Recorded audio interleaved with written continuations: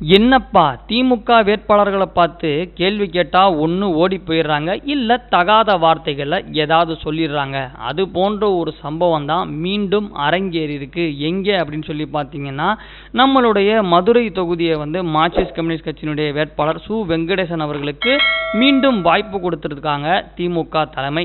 ஏற்கனவே மதுரை மக்களிடையே அதிருப்தி இருக்கு சு. வெங்கடேசன் அவர்கள் மீது. இருந்தாலும் ஒரு நம்பிக்கை வச்சு மீண்டும் திமுக தலைமை சீட்டு கொடுத்தாங்க.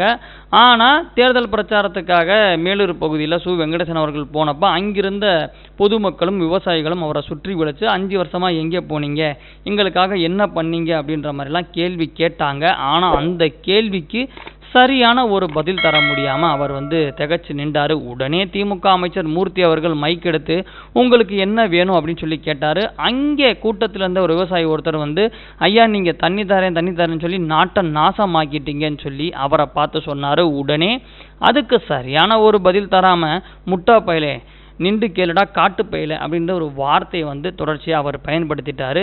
ஸோ பொதுமக்கள் கேள்வி கேட்டால் அதுக்கு ஒரு சரியான பதில் தராமல் இது போன்று திமுக தொடர்ச்சியாக செஞ்சுக்கிட்டே இருக்கு. ஸோ இதனால தற்போது மதுரை தொகுதியில் திமுகவினுடைய வெற்றி வாய்ப்பு பின்னடைவு ஆயிருக்குன்னே நினைக்கலாம். ஏன்னா திமுக இது தொடர்ச்சியாக மக்களுக்கு அதிருப்தி ஏற்பட்டிருக்கு. ஏன்னா முக்கியமாக திமுக வேட்பாளர்களை பார்த்து தான் இந்த மக்களவை தேர்தலில் பொதுமக்கள் கேள்வி கேட்க ஆரம்பிச்சிருக்காங்க. அதுக்கு பதில் சொல்ல முடியாமல் திமுக வேட்பாளர்கள் ஓடுனதையும் நீங்கள் கேள்விப்பட்டிருப்பீங்க. இல்லை இது போன்ற ஒரு தகாத வார்த்தையை யூஸ் பண்ணியிருப்பாங்க.